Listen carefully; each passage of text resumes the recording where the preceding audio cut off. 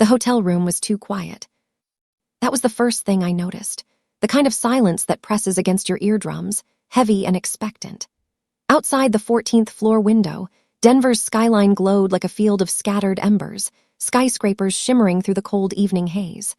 I just wrapped a meeting with a major client, the kind that could shift my career into a higher orbit. My bag was still by the door, my blazer draped over the back of the chair, my laptop chiming with congratulatory emails. I should have felt triumphant. But the moment my phone rang and I saw Nathan's name flashing across the screen, my husband, calling at an hour he never did, something in my chest tightened like a rope being pulled. I picked up. Before I could say his name, before a breath could even leave my lungs, he spoke. Laughing. I'm divorcing you. My body froze. The city lights blurred. His voice, the same voice that once whispered promises in the dark, sounded gleeful. And, he continued, as if delivering a punchline, I've already sold the house. My realtor finalized the paperwork this afternoon. I'm moving in with Jessica. Thought you should hear it from me first. Jessica. His coworker.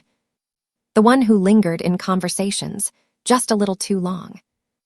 The one who showed up in his stories far too often. The one with the lipstick stains I had pretended not to see.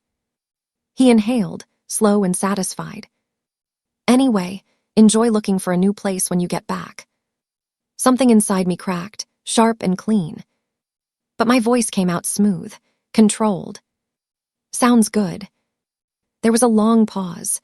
He hadn't expected calm, not from me. I imagined him blinking, frowning, trying to recalibrate the power he thought he held so tightly. Okay, he said, suddenly unsure. I guess good. He hung up. The silence returned, heavier this time, almost physical. I stood there, the phone still in my hand, staring at my reflection in the dark window. The city sparkled behind me, but my face was still, eerily still. No tears, no shaking, no collapse to the floor in some melodramatic heap. Just quiet. Because this wasn't shock. It was confirmation. Nathan had been slipping away for months, turning cold in ways only a spouse can feel. He thought he was hiding it. He always underestimated me. He made a mistake, a catastrophic one. He thought he caught me off guard. He thought I would be weak. He thought this was the moment he broke me. But betrayal, real betrayal, doesn't break a person. It awakens them. I exhaled slowly, letting the shaking breath release all the illusions of the marriage I'd been trying to salvage. Then my phone buzzed again. Not a call, a notification. From our joint account app. My heart slowed. A withdrawal. No, a clearance. The balance. $0. He had cleaned it out, every cent, the emergency fund I built, the bonus I earned, my savings. He wanted to leave me with nothing. A bitter laugh echoed in the vacant hotel room. And then something else followed, the part that made the back of my neck prickle. A second notification appeared. Your location was accessed from a new device. My stomach dropped. Nathan shouldn't have access to my tracking permissions. He never asked for it. He never should have been able to request it. And yet, a third notification, this one glitching across the top of my screen. Shared location from unknown device. For a moment, my reflection flickered in the window, almost warping like a digital artifact. A cold breath brushed the back of my neck. I turned. Nothing. Just the empty room. My pulse hammered. This was Nathan's style. He was cruel, but he wasn't clever. He wasn't the type to hack anything more complicated than his email. So who? My phone buzzed again. Another message. But this one wasn't a notification. It was a text. From an unknown number. You're next. The phone slipped from my hand and thudded onto the carpet. What the hell was happening? First my husband. Then the house. Then the money. And now this. A divorce call shouldn't come with a threat. Unless the divorce itself wasn't the point. Unless Nathan wasn't the one pulling the strings anymore. Unless someone else wanted me gone. I swallowed hard, forcing air into my lungs, and knelt to pick up the phone. My fingers trembled now, not from heartbreak, but from something much colder. Fear.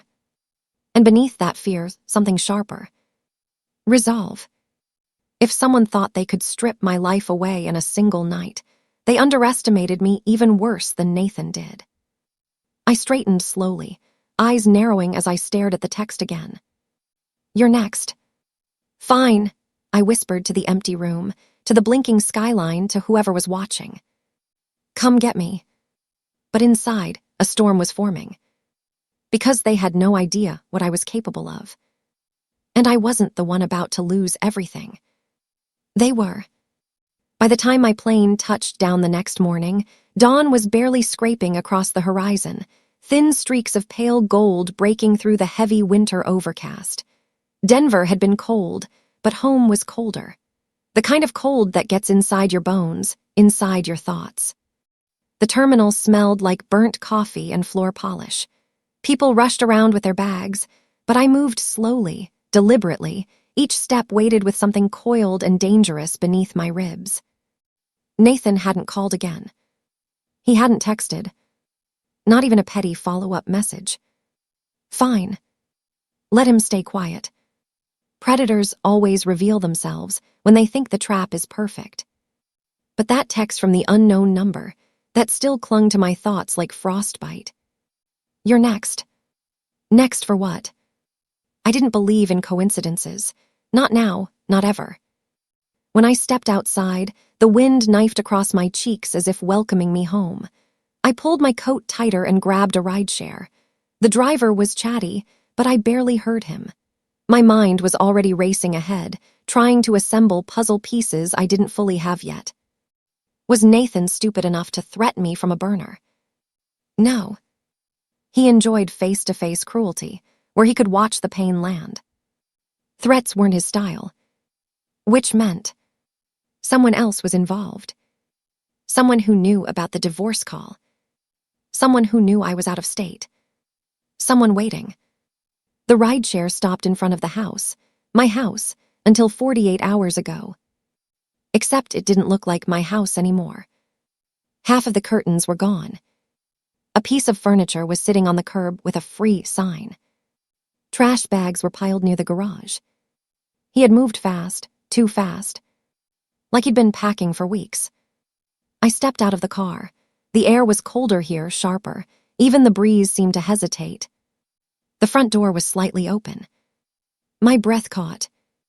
Nathan was careless, but never like this. I pushed the door wider. The smell hit me first. Dust, cleaning chemicals, and something else, something faint and metallic like cold steel. "Hello," I called softly. The house didn't answer. The entryway was stripped bare, boxes stacked against the wall, some open. Some half-taped, shoe prints tracked across the tiles. One of the picture frames I hung was on the floor, shattered. It hadn't fallen. Someone had stepped on it. My chest tightened, instinct sharpened. There were 2 mugs on the counter. 2 plates in the sink. 2 coats missing from the rack. He really did it. He replaced me before I knew I was being replaced. I walked deeper into the living room. My reflection caught in the blank TV screen, a lone figure standing in an empty house that used to glow with warmth and shared memories. Now it was stripped of everything except the echoes of betrayal. Then I heard it.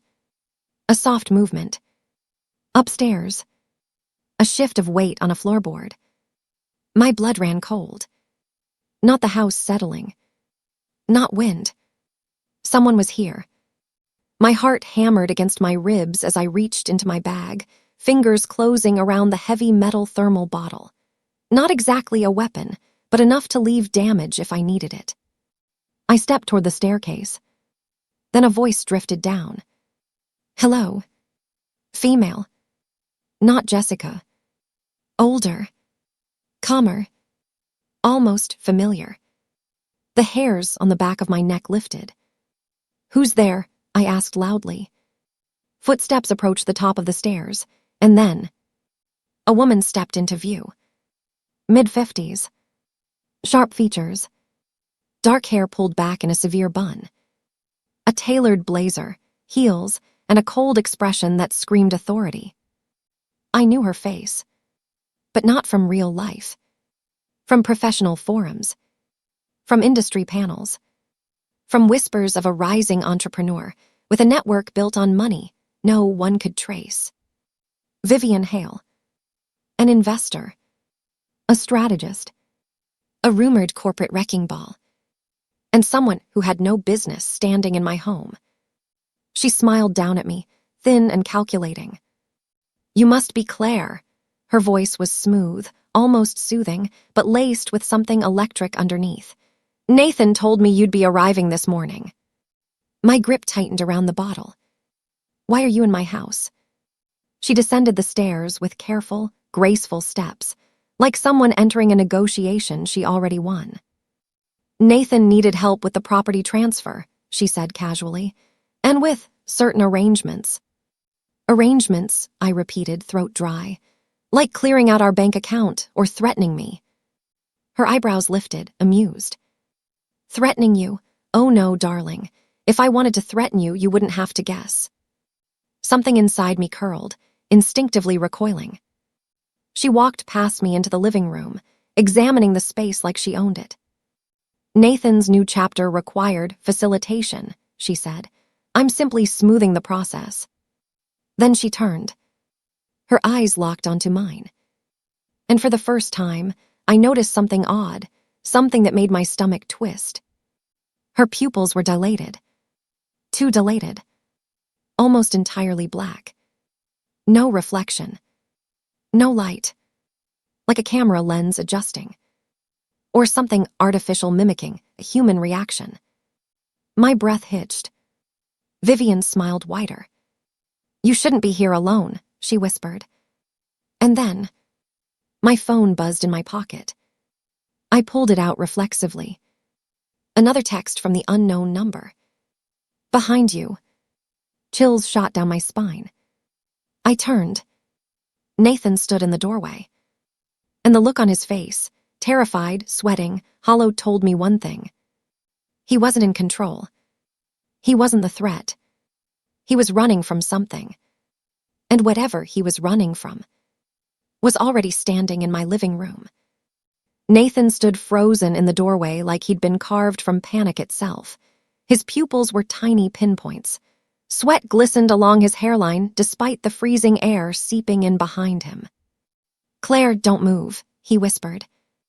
Not a command. A warning. Vivian didn't react. She simply tilted her head, almost amused. "Nathan," she said softly, "you're late." Something was off about her voice now, subtle, but wrong. A mechanical smoothness beneath the human tone, like a melody with one note painfully out of tune. Nathan's breath hitched. "Claire, get away from her." He wasn't looking at me. He wasn't even looking at Vivian. He was staring at the floor.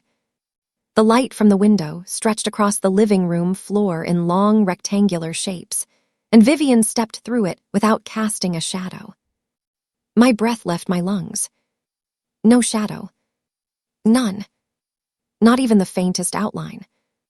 "Claire," Nathan whispered urgently, and for the first time in years his voice was shaking. "She's not." Vivian held up one finger without looking at him. He went instantly silent. Not out of obedience. Out of terror. Her finger lowered slowly. Her gaze slid back to me like a blade, gliding back into its sheath. "Let's not escalate," she murmured. "You're frightened, that's understandable, but you're not in danger." Nathan made a low sound, half laugh, half sob. "She's lying," he choked. "She lied to me. She knows everything. She told me she could erase the debt. She said she could fix everything." Vivian blinked. It wasn't normal. It wasn't human. It was too slow, too deliberate, like a camera shutter closing. "I fulfilled my part of our agreement," she said. "You failed to fulfill yours." She took one step forward. Nathan stumbled backward against the door. I didn't know she'd come back this early, he stammered. You said I had until Monday. I didn't think. Thinking wasn't part of what I asked of you, she replied. Her tone never changed. Calm. Flat. Almost bored. Then her eyes clicked. Yes, clicked. To me. Claire, she said, come here. My legs refused to move.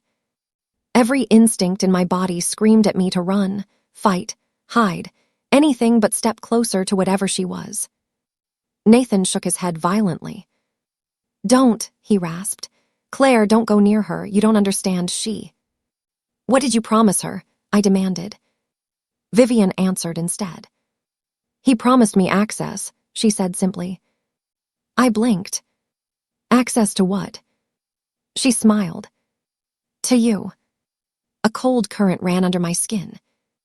Nathan pressed himself against the door like he was trying to fuse into it. She said she was an investor, he whispered. She said she'd help me, help us get ahead, but she wanted your accounts, your passwords, your files, everything you brought back from your trip. I stared at him. What files? He swallowed, hard. The ones on your laptop. The room tilted. My work laptop. Nathan, those are federal contracts. You didn't.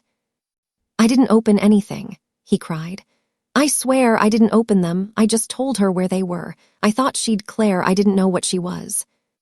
Vivian's head turned toward him smoothly, unnervingly. You knew enough, she said. I stepped back. What are you? I whispered. She blinked slowly again. I'm efficiency, she said. I'm structure. I'm inevitability. Then the smile widened just a fraction. And you, Claire, are the one variable Nathan could not control. A chill swept through my bones. Nathan slammed a hand against the door. Claire, run. Vivian didn't even look at him. She simply spoke one word. Soft, gentle, lethal. Stop. Nathan froze mid-movement. Not paused. Frozen. Like a video frame locked on screen. His eyes were wide, darting in panic, but his body didn't move. Not even a twitch. My pulse hammered violently in my throat. What are you doing to him? I cried. I'm reducing interference. Her tone was still calm, businesslike. Effortless. Then she continued walking toward me. Claire, she murmured, you have something I need. You've had it for longer than you realize. I gripped my metal bottle harder, my hand shaking. She stopped within arm's reach. Her pupils dilated, too wide, swallowing the color of her irises, and her voice softened in a way that made my stomach twist. Give it to me. What is it? I whispered. She tilted her head. The file, she said simply. The one you didn't know you carried back. I don't have anything. You do, she said, and I will take it. She reached out. Her hand hovered inches from my cheek. The air around her fingers shimmered, like heat distortion. I stumbled backward, just one step, but enough. Her eyes flicked, something cold and predatory snapping beneath the surface. You're making this harder, she whispered. I don't belong to you, I said, and whatever file you think I have.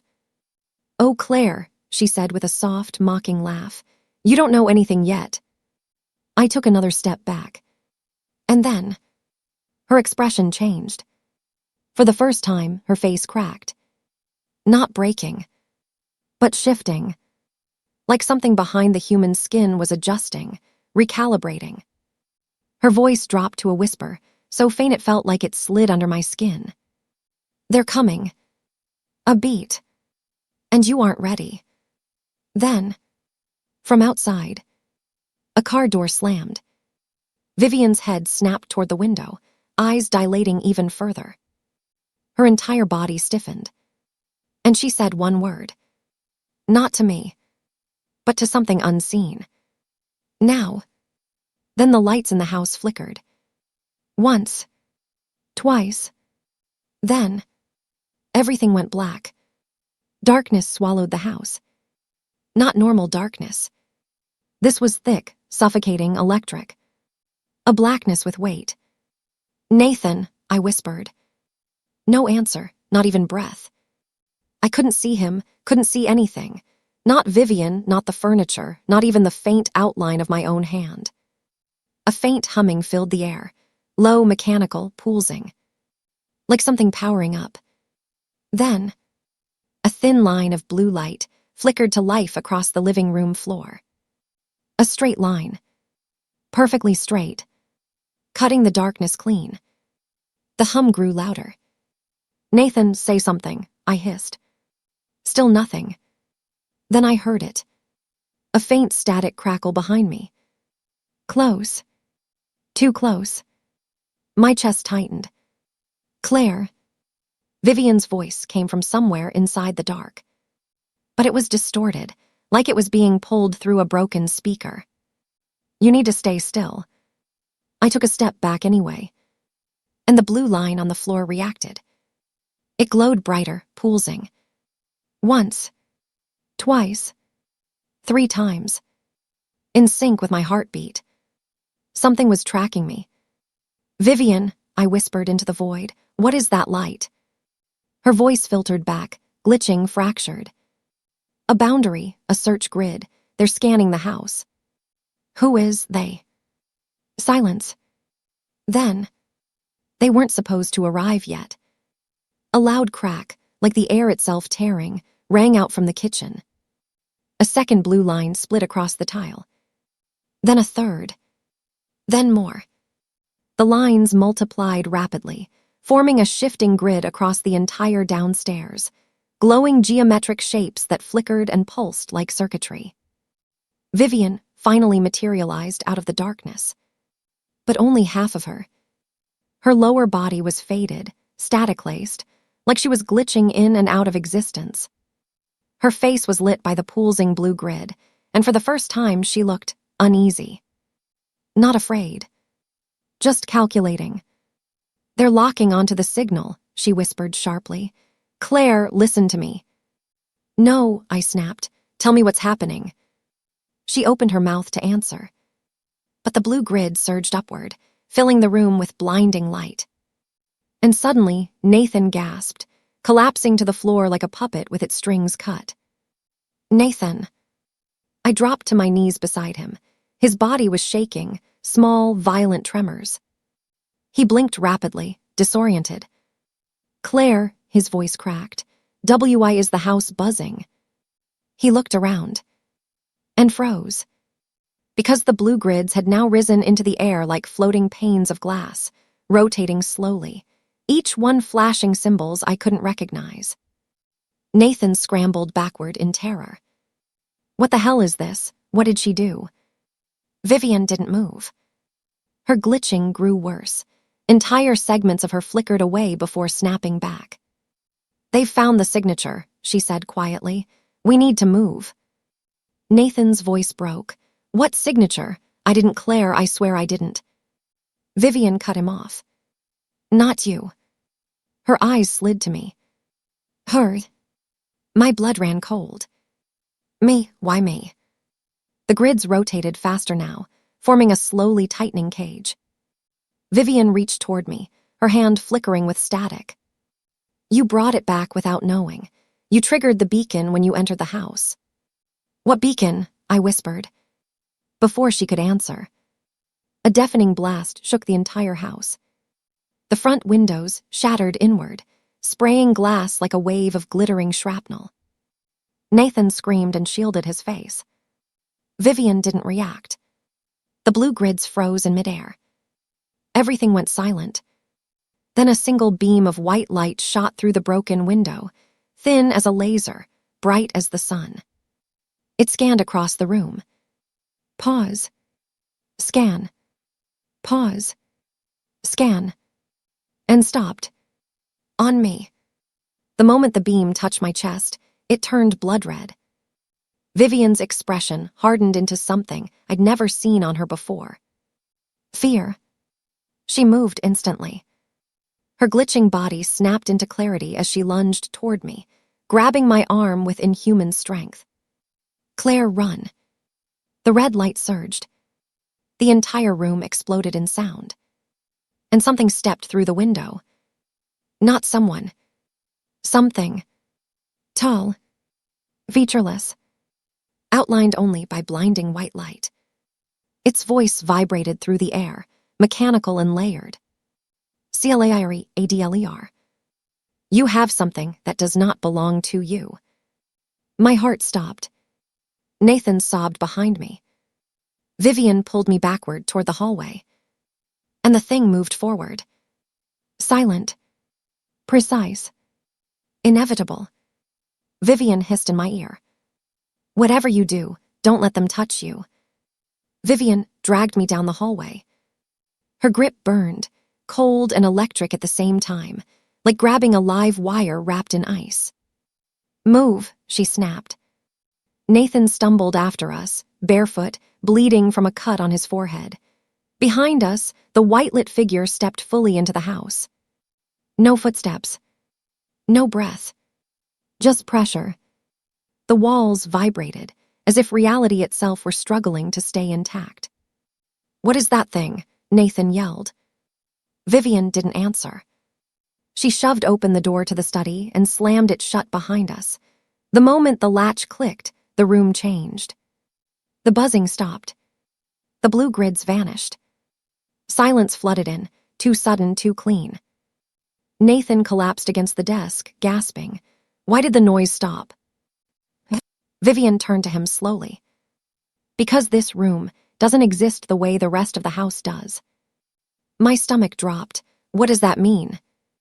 Vivian crossed to the far wall and pressed her palm against a spot that looked completely ordinary. The wall rippled. Like water. And then it opened.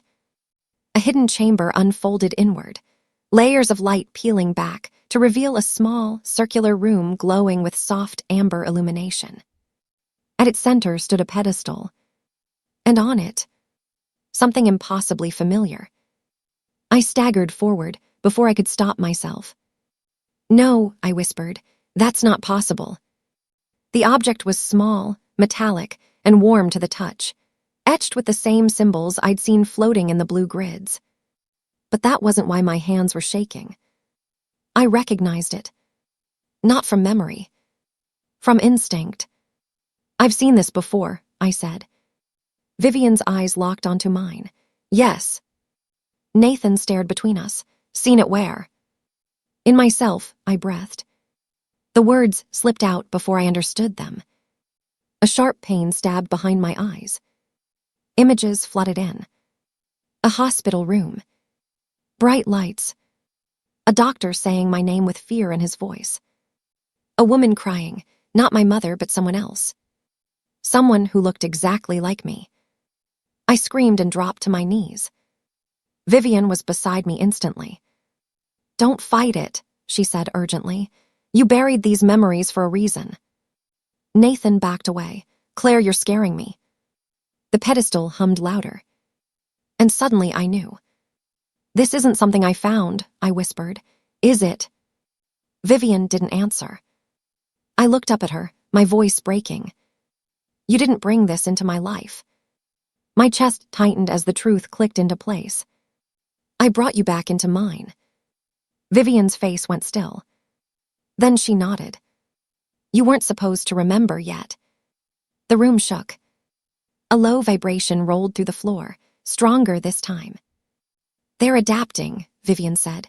The room won't hold much longer. Nathan shook his head wildly. Someone please explain, right now. I stood, dizzy but steadying. Vivian, I said quietly, tell me who I was. Her voice softened for the first time. You weren't born, she said. You were made. Nathan laughed hysterically. No, that's insane. Vivian ignored him. 27 years ago, a private defense lab ran a classified program. Human-compatible signal carriers, living beacons. My blood ran cold. That beam, I whispered, the red one. Vivian nodded. You're the only successful subject who survived integration. I staggered back against the wall. You're saying I'm not human. You are, she said firmly, but you're more than that. A violent impact slammed into the study door. The handle bent inward. Vivian moved fast, ripping open a panel beneath the pedestal and yanking out a slim metallic device. She pressed it into my shaking hands. This is the failsafe. What does it do? I asked. Her eyes met mine. It erases you. Nathan shouted, What? Vivian grabbed my face, forcing me to look at her. Not kills you, she said quickly. Resets you, wipes the signal completely, you'd be free. And you? I asked. Her mouth tightened. I wouldn't exist to you anymore. Another Udaya air, harder this time. Cracks spiderwebbed across the study door. A blinding white glow leaked through the frame. The thing was forcing its way in. Nathan sobbed openly now. Claire, please, whatever you do, don't leave me. I looked down at the device in my hands. Then at Vivian. You didn't tell me because you care, I said slowly. Yes. But also because you're afraid, I added. Her silence was answer enough.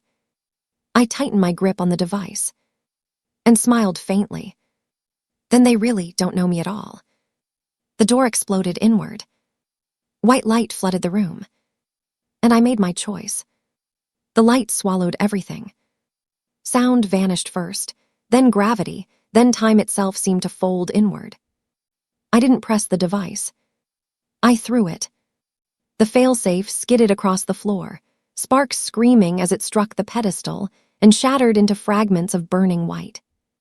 Vivian's eyes widened in horror. Claire. Too late. The creature lunged through the ruined doorway, its form glitching violently now, edges tearing like corrupted footage. Its smile stretched wider, cracking its face open as if it couldn't decide which version of itself to wear. But something changed. The moment the device shattered. The house reacted. The amber light flared red. The grids returned, but this time they bent toward me. I felt it then. Not fear. Not confusion. Ownership. The signal wasn't inside me. It was listening. You said I was a carrier, I whispered, stepping forward. You were wrong. The creature froze. Its head tilted, neck snapping sideways, mirroring me. I'm the source. Vivian stared at me like she was seeing a god she'd helped bury.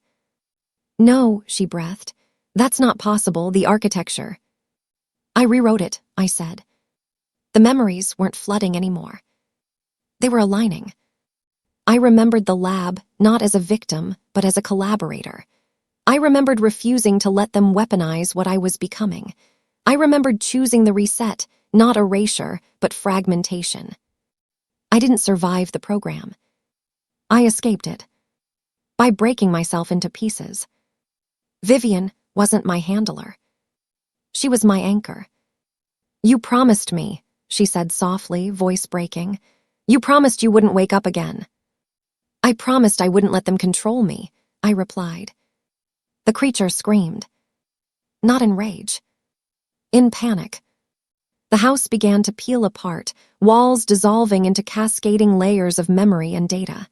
Every lie Gregory ever told, every betrayal, every calculated cruelty. They weren't separate events.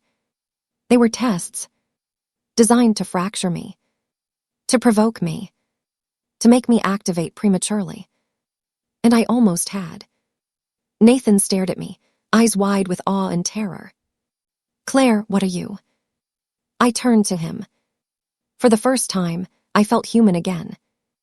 I'm someone who survived, I said gently, and someone who won't disappear anymore. The creature lunged again.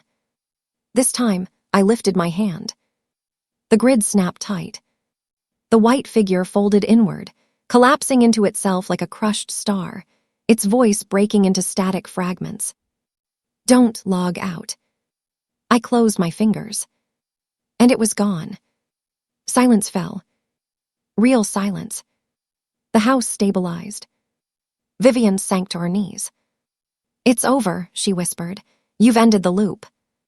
No, I said quietly. I've ended their access. Nathan stepped toward me, hesitant. Does this mean you're leaving? I shook my head. No. I looked at Vivian. At first, I thought revenge was about punishment, I said, about making people suffer. I smiled faintly. But survival is better. The house exhaled. Then it collapsed, folding into nothing but morning light. 3 months later, I stood in a small office overlooking the city. My name was still Claire. Not because I forgot, but because I chose it. The consultancy was real this time. No ghosts, no handlers, no signals bleeding through walls. Just women rebuilding their lives. Nathan left peacefully. He deserved something normal. Vivian disappeared. Not erased. Free. Sometimes I feel it, like a radio turned off but not destroyed. And Gregory. He never understood what he lost. Not the house. Not the money. Me. Because the most terrifying thing about betrayal isn't what it takes from you. It's what it wakes up. And once awakened, some things don't ever go back to sleep.